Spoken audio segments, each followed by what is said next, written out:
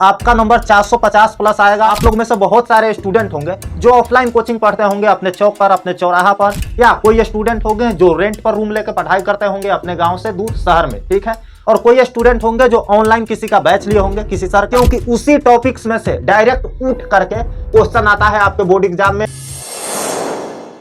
आप में से बहुत सारे स्टूडेंट 12th के पढ़ाई शुरू कर दिए हैं, बहुत सारे स्टूडेंट अभी नहीं किए हैं। तो आज मैं आपको ऐसा भौकाली टिप्स बताऊंगा ना, जिस तरीके से अगर आप 12th के पढ़ाई शुरू कर दिए, स्टार्ट कर दिए, तो यकीन मानो आपका नंबर 450 प्लस आएगा। इसमें कोई दो राय वाली बात नहीं है। क्या टिप्स है भैया? तो हम आपको यहाँ कुछ टिप्स बताएंगे, सारे सब्जेक्ट के लिए है, चाहे आपका फिजिक्स, केमिस्ट्री, बायो है या मैथ्स है। आप में से बहुत सारे स्टूडेंट होंगे जिनका आर्ट होगा, किसी का कॉमर्स होगा, तो सारे लोगों के लिए यह टिप्स होने वाला है। और इस टिप्स के हिसाब से अगर आप 12th की तैयारी शुरू करते हैं तो यकीन मानो आपका नंबर बहुत अच्छा आएगा। इस चीज का गारंटी हम देते हैं, ठीक है। तो चलिए जानते हैं क्या टिप्स है भैया। तो पहला टिप्स है हमारा, सिलेबस पता करें। आपको अपना सिलेबस पता होना चाहिए, मतलब फिजिक्स है आपका, केमिस्ट्री है, बायो है, तो आपको सिलेबस में पता होना चाहिए कि कौन कौन सा चैप्टर है जो इंपॉर्टेंट है। इंपॉर्टेंट क्या भैया? तो देखो, जिस चैप्टर से बिहार बोर्ड ज्यादा क्वेश्चन पूछता है ना, जिस चैप्टर से आपके एग्जाम में, आपके पेपर में ज्यादा क्वेश्चन आता है,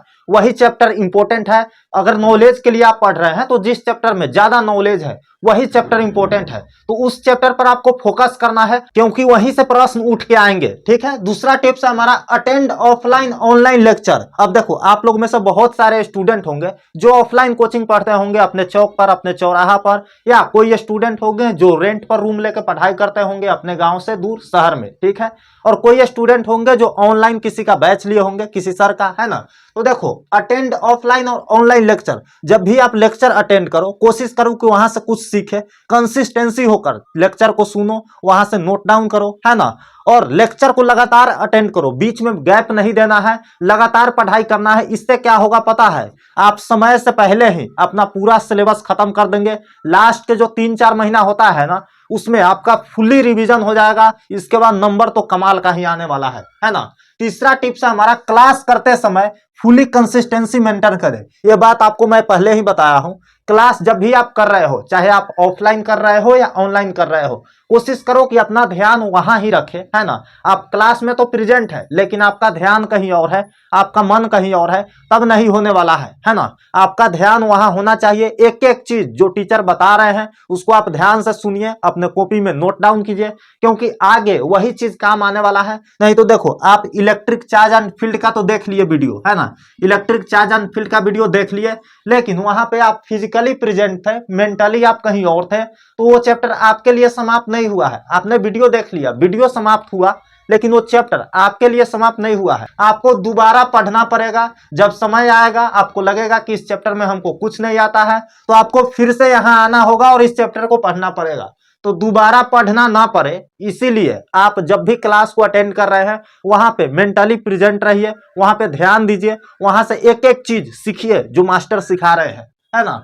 उसके बाद जो टिप्स है हमारा, फोकस ऑन वीवीआई टॉपिक्स। अब देखो, सारे चैप्टर में सारे टॉपिक्स जो होते हैं इंपॉर्टेंट नहीं होते हैं। इस चीज को हम भी एक्सेप्ट करते हैं और आप भी कर लो। सारा टॉपिक इंपॉर्टेंट नहीं है, इसका मतलब क्या भैया? सारा नहीं पढ़ेंगे, लेकिन इंपॉर्टेंट जो टॉपिक है, वीवीआई जो टॉपिक है, वहां हमारा ध्यान ज्यादा होना चाहिए, वहां हमारा फोकस ज्यादा होना चाहिए, क्योंकि उसी टॉपिक्स में से डायरेक्ट उठ करके क्वेश्चन आता है आपके बोर्ड एग्जाम में, आपके पेपर में। तो आप वहां अगर अपना ध्यान देते हैं ना, तो वहां से डेफिनेटली क्वेश्चन आएगा और आप बनाकर भी आएंगे। उसके बाद जो पॉइंट है, make proper hand written notes. अब देखो, लेक्चर जब भी आप अटेंड कर रहे हो, कोशिश करो कि वहां से नोट्स बनाएं। देखो, अगर आप ऐसे तरीके से पढ़ाई करते हैं ना, तो आपका नंबर बहुत अच्छा आएगा। इस चीज को आप नोट कर लीजिए, इस सारे टिप्स को आप एक कॉपी में नोट्स करके रख लीजिए। वहां से आप एक एक चीज को गौर कीजिएगा और ये आजमाइएगा कि ये सारे टिप्स को हम पालन कर रहे हैं या नहीं, हमारा सारा पढ़ाई इस तरीके से हो पा रहा है या नहीं। तो आपको हैंड रिटन अपना नोट्स बनाना है। आप जब भी मान लेते हैं आप फिजिक्स का क्लास अटेंड कर रहे हैं, तो एक कॉपी लीजिए, एक पेन लीजिए और अच्छा से कहीं शांति जगह बैठ जाइए। वहां से जो भी क्लास में पहला चैप्टर का हेडिंग दे दीजिए, विद्युत आवेश तथा क्षेत्र, और जो भी उस लेक्चर में आप समझे हैं, जो भी बात आपको समझ आया है, उस चीज को आपको कॉपी में नोट करना है, एक एक चीज को लिखना है, क्योंकि बाद में आपको चैप्टर पढ़ने की जरूरत नहीं पड़ेगी। आप जो भी नोट किए हैं ना उसी चीज को आप एक बार देख लेंगे, आपको पूरा चैप्टर रिकॉल हो जाएगा माइंड में। ठीक है, तो देखो हैंड रिटन नोट्स आपका होना चाहिए, रिवीजन के समय भी यह रामबाण साबित होगा आपके लिए। ठीक है, और हैंड रिटन नोट्स से याद आया, 2025 में इस चैनल द्वारा जो भी क्वेश्चन गेस करवाए थे सारा का सारा क्वेश्चन उठ करके आपके एग्जाम में आया था। तो इसके लिए आपको क्या करना है, देखो 2026 वाले बैच का भी मैं दूंगा गेस क्वेश्चन, आपको भी मिलेगा। इसके लिए आपको क्या करना है, इस चैनल को सब्सक्राइब करके रख लेना है। ठीक है, जब भी समय आएगा आज से 1 महीना बाद मैं दूंगा सारा क्वेश्चन, उसी में से आपके एग्जाम में आने वाला है, वहीं से प्रश्न उठ करके आपके एग्जाम में आएगा। तो मेक श्योर आप इस चैनल को सब्सक्राइब करके रख लीजिए, बेल आइकन को ऑन कर लीजिए, क्योंकि यहीं पर अनाउंसमेंट होगा नोट्स का। ठीक है, अगला जो पॉइंट हमारा guess paper and question bank chapter wise वाला, देखो यहाँ पे चैप्टर वाइज वाला मैं इसलिए लिखा हूं क्योंकि देखो होता है एक ईयर वाइज और एक चैप्टर वाइज। ईयर वाइज होता है कि मान लिया आपने विद्युत आवेश तथा क्षेत्र एक ही चैप्टर आपने पढ़ा है, अब ईयर वाइज वाले जाओगे तो उसमें तो सारा चैप्टर से पूछा रहता है ना, तो वहां से आपका रिवीजन नहीं हो पाएगा। लेकिन आप चैप्टर वाइज वाला लेते हो गेस पेपर क्वेश्चन बैंक, तो वहां पे जाओगे और विद्युत आवेश तथा क्षेत्र चैप्टर खोलोगे और वहां से आप रिवाइज कर लोगे, है ना। तो आपके पास गेस पेपर होना चाहिए सारे सब्जेक्ट का, क्वेश्चन बैंक होना चाहिए। देखो स्टडी मटेरियल तो आपके पास होना ही चाहिए, क्योंकि बिना स्टडी मटेरियल के आप नहीं पहुंच पाओगे 450 प्लस तक। ठीक है, इस नंबर तक आपको पहुंचना है तो आपके पास fully study material NCERT book होना चाहिए, गेस पेपर होना चाहिए, मॉडल पेपर जब आएगा एग्जाम से 2 महीना पहले आता है ना, तो वो आपके पास होना चाहिए, क्वेश्चन बैंक होना चाहिए अच्छा वाला। ठीक है, कौन सा क्वेश्चन बैंक अच्छा होता है भैया, तो देखो इस चैनल पर सारा कुछ बताया गया है, आप यूट्यूब पर सर्च करोगे best question bank Bihar board Deepak भैया, तो आपको सबसे ऊपर ही वीडियो मिल जाएगा। ठीक है, लास्ट पॉइंट है हमारा सब्जेक्टिव प्लस ऑब्जेक्टिव प्रैक्टिस।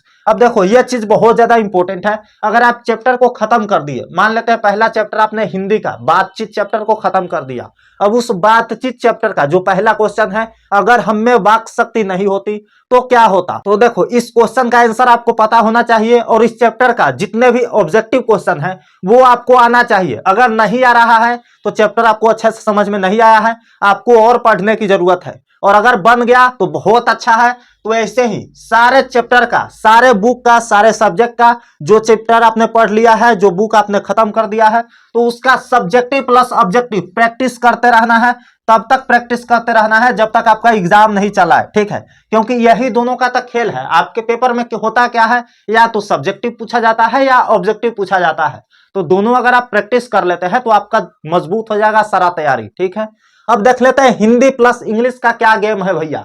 इधर तो हम सारा सब्जेक्ट बता दिए, अब लैंग्वेज पेपर में चलते हैं। तो देखो हिंदी प्लस इंग्लिश में करना यह है कि कम से कम 2 चैप्टर खत्म करो 1 वीक में। अगर आप अभी इस वीडियो को देख रहे हैं तो आपको 1 सप्ताह में कम से कम 2 चैप्टर खत्म करना होगा। अगर आप ऐसे करते हैं तो अगले 6 महीना तक आपका हिंदी प्लस इंग्लिश खत्म हो जाएगा, फिनिश हो जाएगा, और आगे जो समय बचेगा उसमें आप रिवीजन कर लोगे। ठीक है, इसके अलावा भी हिंदी इंग्लिश में एक चीज और करना है, देखो आपको ग्रामर पढ़ना होगा, हिंदी में ग्रामर या तो व्याकरण आप बोल सकते हो। ठीक है,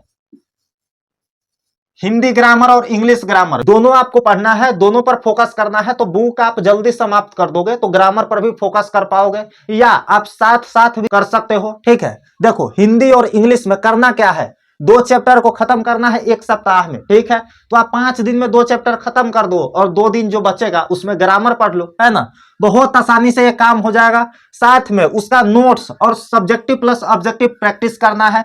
देखो ऐसा नहीं है कि चैप्टर सिर्फ खत्म करना है, उसका एक नोट्स भी बनाना है। आपके पास फेयर कॉपी होना चाहिए, देखो आपके पास फेयर कॉपी होना चाहिए और एक रफ कॉपी होना चाहिए जिसमें सारे सब्जेक्ट का आप लिख सकते हो। और फेयर कॉपी में कोई एक पार्टिकुलर सब्जेक्ट का लिखोगे और सब सब्जेक्ट का अलग अलग फेयर कॉपी आपके पास होना चाहिए। इसी फेयर कॉपी से आपको रिवाइज करना है एग्जाम के समय। ठीक है, तो चलिए मिलते हैं आपसे अगले वीडियो में। तब तक के लिए आप मेरे बगल में ये वाला वीडियो देख सकते हो, बहुत ज्यादा इंपॉर्टेंट है। इसमें मैंने टाइम टेबल बताया है टॉपर का। ठीक है, तो अगर आपको अच्छे टाइम टेबल फॉलो करना है तो इस वीडियो पर क्लिक कीजिए और इस वीडियो को देखिए।